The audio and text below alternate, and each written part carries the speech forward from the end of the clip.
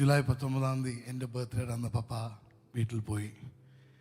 July 24 ഇവരുടെ wedding anniversary അന്ന് പപ്പ ഈ ലോകത്തോട് ഇവിടെ പറയാണ്. We felt it was a beautiful completion for a man. And I felt honored that God picked my birthday to call my dad back home. എൻ്റെ കയ്യിലിരുന്ന് പപ്പ പോയപ്പോൾ ഞാൻ പ്രതി മമ്മ പറഞ്ഞു, മോനെ പോയി പൾസ് പോയി കഴിഞ്ഞ് ഞാൻ വേഗം കൈ പിടിച്ച് ഉമ്മ വെച്ചിട്ട് പപ്പ താങ്ക് യു എന്ന് ഞാൻ പറഞ്ഞു. 23 വർഷങ്ങൾക്ക് മുമ്പ് ഈ ലിസി ജംഗ്ഷനിൽ ഈ ഗേറ്റിൻ്റെ തൊട്ടിപ്പുറത്ത് ഞങ്ങൾ ഈ ബാക്കിൽ വീട്ടിൽ താമസിച്ചുകൊണ്ടിരിക്കുമ്പോൾ ഞങ്ങൾക്ക് വാടക കൊടുക്കാനില്ലാതെ ഞങ്ങൾ ഇറക്കി വിട്ടു. ഈ കഥ ഞാൻ പലയിടത്ത് പറഞ്ഞിട്ടുണ്ട്, ഇനിയും പറയും, പറഞ്ഞുകൊണ്ടേയിരിക്കും. അതുകൊണ്ട് കേട്ടവർ ക്ഷമിക്കുക, ഒന്നും കൂടെ കേൾക്കുക. ഈ ഇതിൻ്റെ തൊട്ട് ബാക്കിൽ നിന്ന് വീട്ടിൽ നിന്ന് ഞങ്ങൾ ഇറക്കിയിട്ട് ഞങ്ങൾ ഈ കാസ്റ്റിംഗ് ലൈൻ വഴി നടന്നു. ഈ ഹാളിൻ്റെ മുമ്പിൽ പപ്പ മമ്മ ഞങ്ങൾ 3 പേരും മാവി കുക്കു. ഏതൊരു മനുഷ്യനും ഹാർട്ട് അറ്റാക്ക് വന്ന് അവിടെ വീണ് മരിക്കാം, പക്ഷെ പപ്പ ജീവിച്ചു, ഇവിടെ വന്ന് പ്രൂവ് ചെയ്തു ഞാൻ പോവാ. ഈ ജംഗ്ഷനിൽ വന്ന് പ്രൂവ് ചെയ്ത് ഞാൻ അന്ന് മരിക്കേണ്ടവനായിരുന്നു. പിശാച് അന്ന് എന്നെ കൊല്ലാൻ നോക്കി. പപ്പ അന്ന് നാട്ടുകാരെല്ലാം നോക്കിക്കോ. പപ്പ ഈ ചിരിയോട് ചിരിച്ചോട് ഏത് വീട്ടിൽ നിന്ന് ഇറക്കി വിടാ, ജോലി കിട്ടി ഗൾഫിൽ പോവല്ല, വീട്ടിൽ നിന്ന് ഇറക്കി വിടുമ്പോൾ മറ്റുള്ളവരൊക്കെ ഇങ്ങനെ കൈവച്ച് അയ്യോ ഈ കുടുംബത്തിന് ഇത്.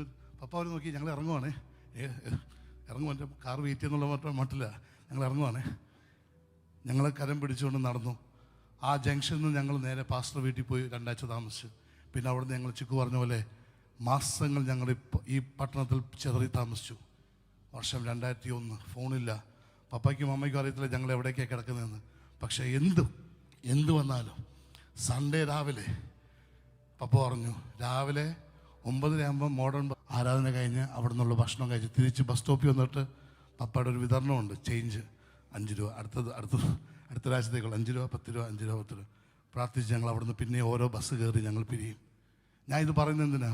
പപ്പയെക്കുറിച്ച് എനിക്ക് വേണമെങ്കിൽ കുറേ പൊക്കി പറയും, പക്ഷേ കർത്താവ് എന്നോട് കഴിഞ്ഞ ദിവസം പറഞ്ഞ് പപ്പ നിന്ന ദൈവത്തെക്കുറിച്ച് പറയാൻ, പപ്പ സേവിച്ച ദൈവത്തെക്കുറിച്ച് പറയാൻ പറഞ്ഞു. ഈ ഒരു വലിയ പ്രത്യാശ, യേശു എന്നുള്ള പ്രത്യാശ ഉള്ളതുകൊണ്ടാണ് പപ്പ സ്നേഹിച്ചത്. യേശു എന്നുള്ള യാഥാർത്ഥ്യം പപ്പയുടെ ഉള്ളിൽ. ഞാൻ തമാശയ്ക്ക് വീട്ടിൽ പറഞ്ഞു, ആരെങ്കിലും വീട്ടിൽ വന്നാൽ പിന്നെ പുള്ളി അവിടെ കിടക്കണം, പുള്ളി ഉറങ്ങിയിട്ടേ പോകാൻ പാടുള്ളൂ, എസ്പെഷ്യലി പിള്ളേർ. അതുകൊണ്ട് വരുവാണെങ്കിൽ ടീഷർട്ട് എക്സ്ട്രാ കൊണ്ടുവരണം, നിങ്ങൾ അവിടെ താമസിക്കും. മോനെ നീ ഇവിടെ ഇരിക്കുക.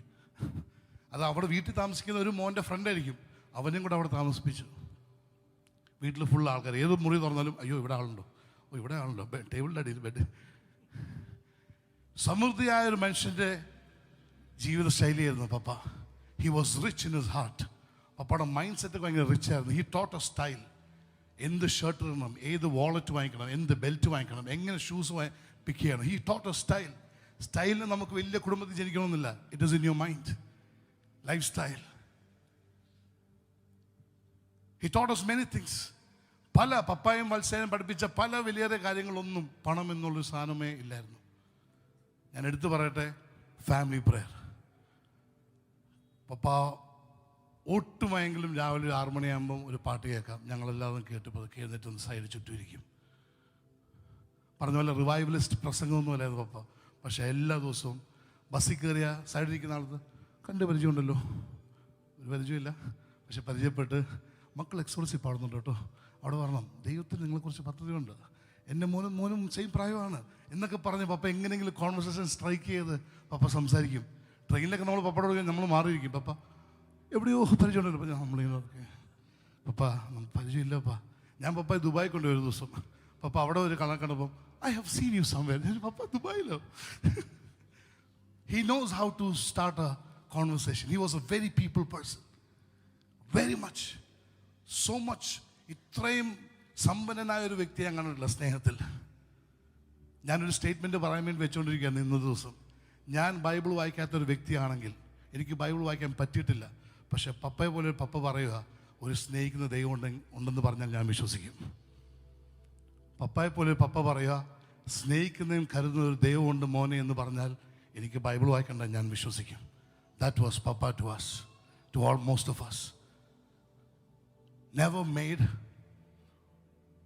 nothing, but he was so rich in love.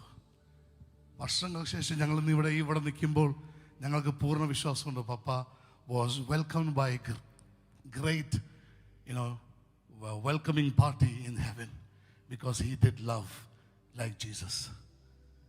ഇന്നിവിടെ നിങ്ങൾക്ക് എല്ലാവർക്കും ഒരു കാർഡ് കിട്ടിക്കണം, I can do all things through Christ. പപ്പ കൈകൊണ്ട് എഴുതിയത് ഞാൻ സ്കാൻ ചെയ്തതാണ്.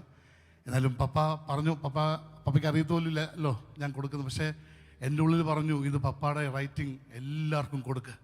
അതിനകത്ത് ഒരു ലൈൻ ഞാനിങ്ങനെ എഴുതി.